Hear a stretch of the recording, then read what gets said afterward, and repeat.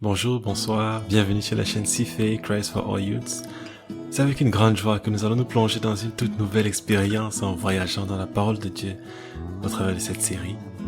Mais avant d'aller plus loin, je te préviens, tu vas aimer ce qui arrive. Donc pour éviter de t'oublier dans ces belles choses-là, il serait bien pour toi de t'inscrire à la chaîne pour t'assurer de ne rien manquer. Sans plus tarder, que le voyage commence.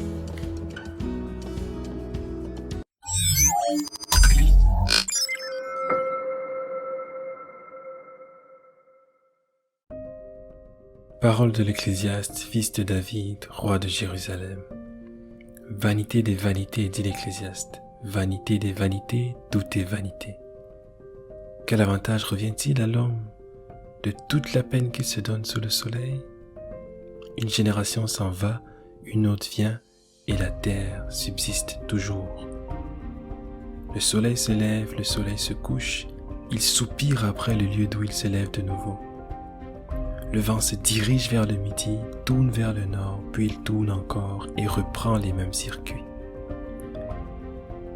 Tous les fleuves vont à la mer, et la mer n'est point remplie. Ils continuent à aller vers le lieu où ils se dirigent.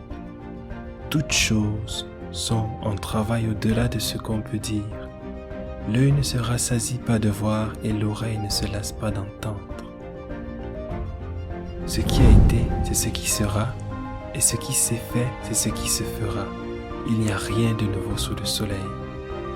S'il est une chose dont on se dise, vois ceci, c'est nouveau, cette chose existait déjà dans les siècles qui nous ont précédés. On ne se souvient pas de ce qui est ancien, et ce qui arrivera dans la suite ne laissera pas de souvenir chez ceux qui vivront plus tard. Moi, l'Ecclésiaste, j'ai été roi d'Israël à Jérusalem. J'ai appliqué mon cœur à rechercher et à sonder par la sagesse tout ce qui se fait sous les cieux. C'est là une occupation pénible à laquelle Dieu soumet les fils de l'homme. J'ai vu tout ce qui se fait sous le soleil et voici, tout est vanité et poursuite du vent. Ce qui est courbé ne peut se redresser et ce qui manque ne peut être compté.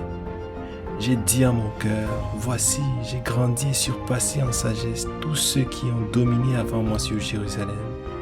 Et mon cœur a vu beaucoup de sagesse et de science. J'ai appliqué mon cœur à connaître la sagesse et à connaître la sottise et la folie. J'ai compris que cela aussi, c'est la poursuite du vent. Car avec beaucoup de sagesse, on a beaucoup de chagrin, et celui qui augmente sa science, augmente sa douleur.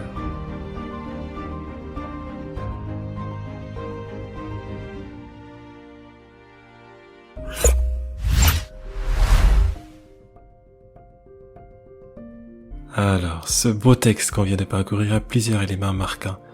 Dès le début qui correspond au verset 2, où il dit « Vanité des vanités, dit l'Ecclésiaste, vanité des vanités, tout est vanité ».